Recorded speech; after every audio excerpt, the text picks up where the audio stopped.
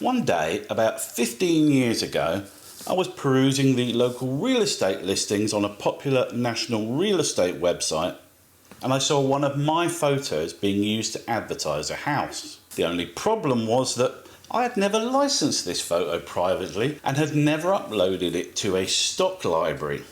The real estate agent had just decided that my photo was fair game and figured that they were unlikely to ever get found out. So they downloaded it, cropped it so as to remove my watermark, and then added it to their client's house listing. Over the years, this has happened to me on more occasions than I care to mention. In fact, if I fire up my Pixie copyright tracking account, I can see that my photos are currently being used on upwards of 3,500 different websites without my permission. And we're not just talking a few unknown bloggers hijacking from my Instagram feed. I can see a massive hotel chain, the biggest travel website on the planet, and numerous other little travel websites too.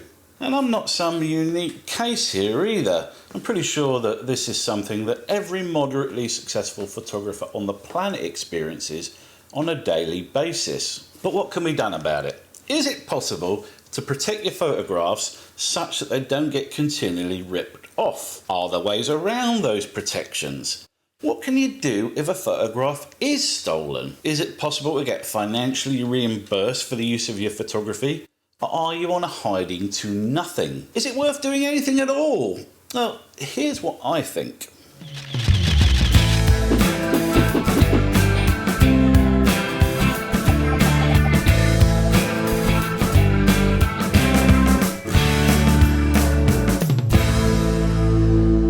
When I first started uploading my photographs to the internet, I used to brand them with a really rather awful watermark made from what might as well have been the Comic Sans font. After a couple of years, I upgraded my shitty Microsoft Word rendered watermark for one created with a handwriting style script font. And then, a year later, I added a cheesy looking icon of a camera, and I thought I was the very height of artistic sophistication.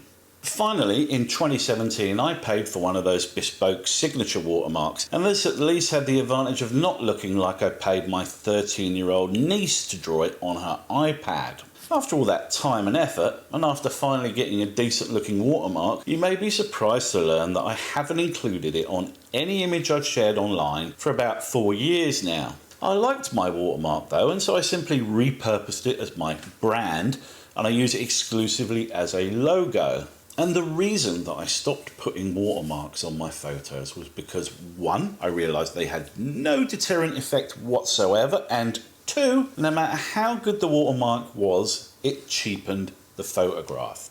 It's a 10-second job for someone to remove a watermark from a photograph, and let's face it, you don't need to be a Photoshop whiz to do it. Unless you stick that watermark right in the middle of the photo or repeat it multiple times across the image like the stock photo companies do, it can simply be cropped out. And why would you want to deliberately deface your lovely photograph anyway? If someone is intent on using your photograph on their real estate listing, on their blog or on their travel website, then they are not going to be deterred by a graphic in the bottom right hand corner.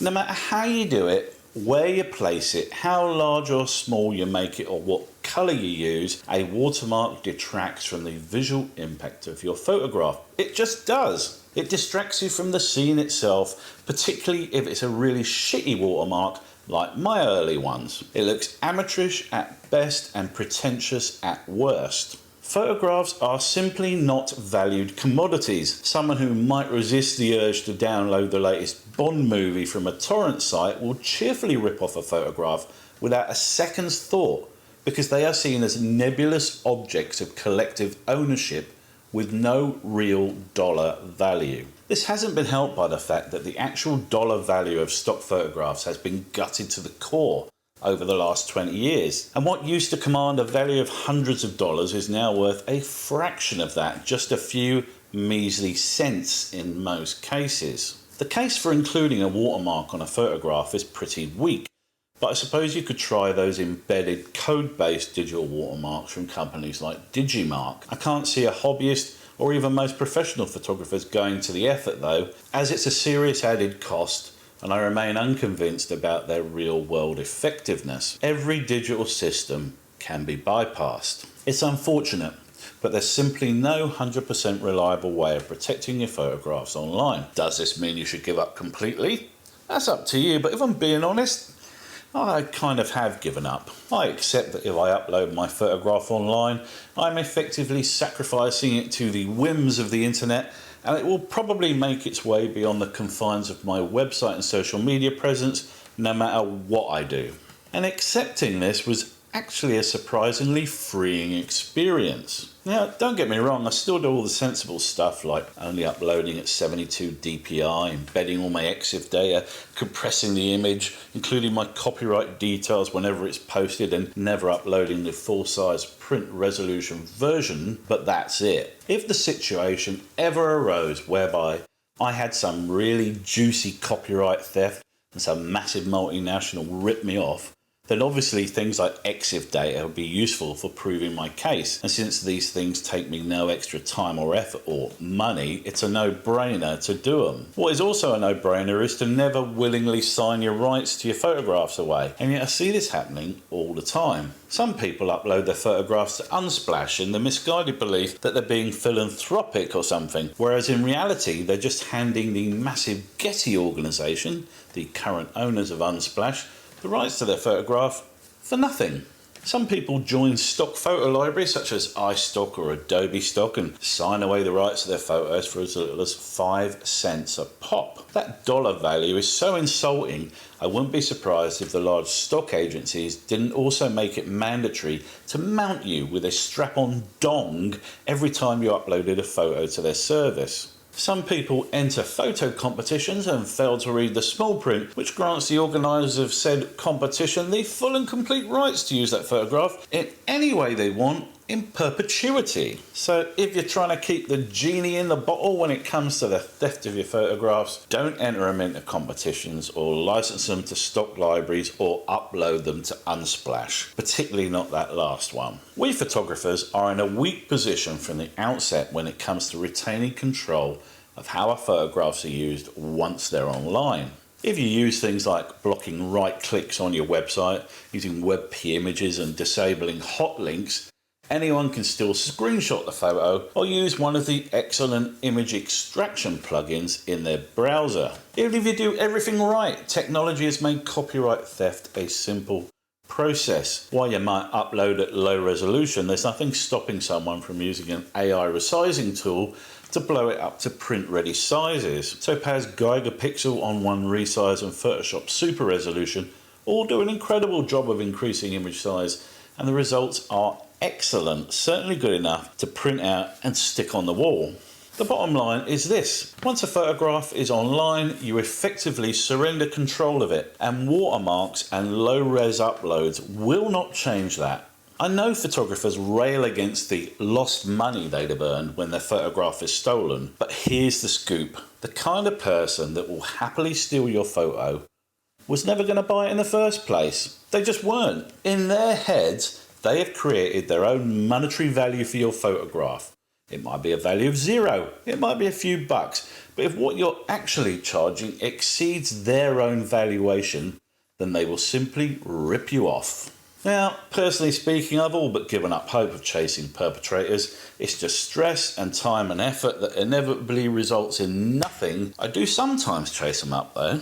The real estate agent I mentioned at the start was one of those, and I did end up getting paid for that photograph, but that was mainly because they were a local company. So if you do want to go after those people who are using your photographs without your permission and without paying for the honour, then here's a couple of sensible options. Firstly, sign up with Pixie. It's a simple process and one that you don't have to invest much time and effort in. They will scan your uploads from a variety of locations, including Flickr and Instagram, and search the internet for sites using your photographs. You can then log in and see if there are any juicy targets worth going after. I should caution you that Pixie won't go after any entity in China that's using your images, and if you've ever uploaded your photo to a stock library, then they're off the list too. Sometimes, however, you'll find big companies using your photo, and you can then trigger a case alert.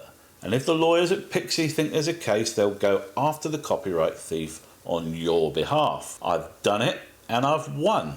If the person or company that's using your photograph is local, then you probably have better luck with the personal approach. Email them directly. Do not go in all guns blazing, accusing them of being lousy, thieving, fucking scumbags, but instead take a more neutral approach. Ask them if they know that the photograph belongs to you, because they may not know.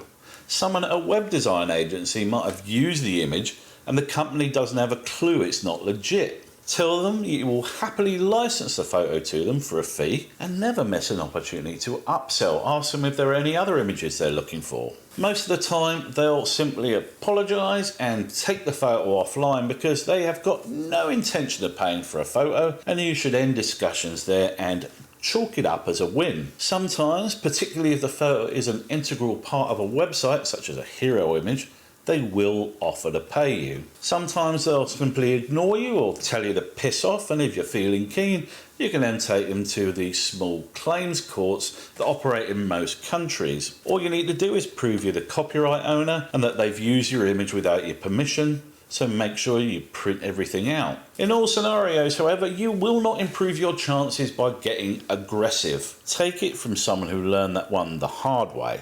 Keep it professional and you'll fare far better. I've had companies purchase a whole series of images after I've emailed them regarding my photographs, so don't automatically assume they'll all be complete wankers. So that's it for this video, guys. Do you relentlessly pursue organisations using your images without your permission? Do you even bother checking? As always, leave me a comment down there, hit the old subscribe button for more brutally honest content from me. Till the next time, guys, I'll see you in court.